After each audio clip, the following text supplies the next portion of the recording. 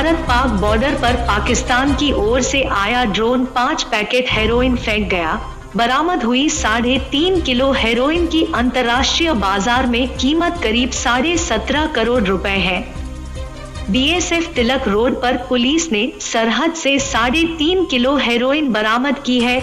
इस बंद में प्रेस कॉन्फ्रेंस करते हुए एसएसपी फिरोजपुर व बीएसएफ के अधिकारियों ने बताया, पाक बॉर्डर पर चौकी मब्बो के एरिया में गत मध्य रात्रि को पाकिस्तान की ओर से आता एक ड्रोन आते देखा गया था, जिस पर बीएसएफ की 136 बटालियन के जवानों द्वारा फायरिंग की गई थी और देखते ही देखते यह ड्रोन कुछ सामान फेंक कर वापस चला गया था, जिस पर बीएसएफ की ओर से सर्च अभियान चलाया गया और सर्च अभियान के दौरान बीएसएफ को भारतीय सीमा में एक खेत में पड़े 5 पैकेट मिले, जिनमें से करीब 3.5 किलो हेरोइन है, जिसकी अंतर्राष्ट्रीय बाजार में कीमत करीब 17.5 करोड़ रुपए बताई जाती है। बीएसएफ के अनुसार जब बीएसएफ ने सर्च ऑपरेशन चलाया तो किसान बलवंत सिंह वासी कालू अराइया हिठाड़ के खेतों में मोटर के साथ पड़ा एक लिफाफा मिला है, जिसमें से 5 पैकेट हेरोइन बरामद हुई है। बीएसएफ के साथ साथ पंजाब पुलिस की ओर से इस बरामद हुई हेरोइन संबंधी जांच और कार्रवाई की जा रही है।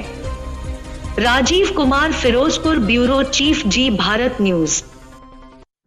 ड्रोन देखा गया था, मूवमेंट कहाँ पे देखी गई थी और वो कहाँ पे फेंक के गया और क्या आपकी कार्रवाई क्या थी?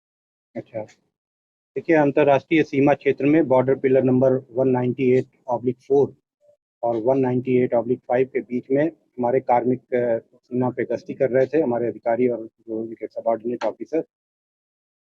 लगभग 21:45 आवर्स पे 2145 मतलब 2345 रात्रि 28 तारीख को उनको एक आवाज़ सुनाई पड़ी। आवाज़, क्योंकि वो प्रॉपर ट्रेंड सोल्जर्स हैं जिनको डिटेक्शन के बारे में पहले से ही पता था कि इस तरह से आवाज़ जो है वो ड्रोन की हो सकती है, वो उसका असेसमेंट करते हुए उन्होंने पूरी स्ट्रेटेजी के साथ में जो भी उनके अधिकारी थे उस पर फायर किया, इनिशियल फायर किया। जब वो दिखाई नहीं पड़ा तो पैरा बम जो हमारे पास है उससे फायर किया गया ताकि इलाके को रोशन किया जा सके, और उसके बाद उस पर लगातार फायरिंग की गई। इसका नतीजा ये हुआ कि वो ड्रोन जो है वो ओरिएंट हुआ और जो भी हैंडलर फायरिंग जो भी पास में होंगे उसने उसको डाइवर्ट करने की कोशिश की और वो वापस सीमा पे वापस जाते समय भी उसके ऊपर ड्रोन पे फायर किया गया।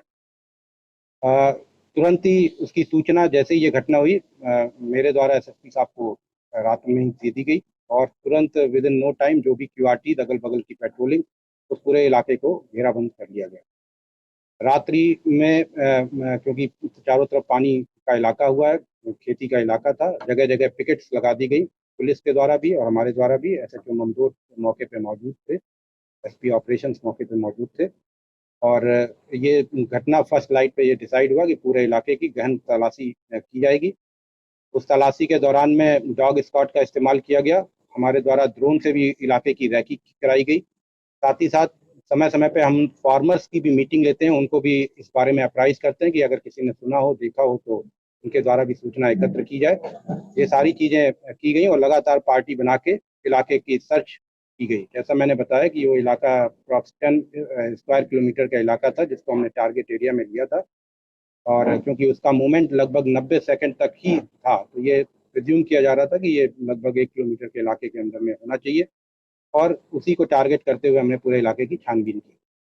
सर, ये ड्रोन के हमले और मूवमेंट को रोकने के लिए बीएसएफ क्या क्या नए उपाय कर रही है या क्या लोगों भारत सरकार की तरफ से सर क्या किया जा रहा है? इलाके में काफी एम्युनिशन और नशीले पदार्थ भारत सरकार के द्वारा और बीएसएफ एज ऑर्गेनाइजेशन के ऊपर इसके ऊपर काफ़ी रिसर्च वर्क चल रहा है। मिनिस्ट्री ऑफ होम अफेयर्स के द्वारा स्पेसिफिक फंड्स प्रोवाइड किए गए हैं।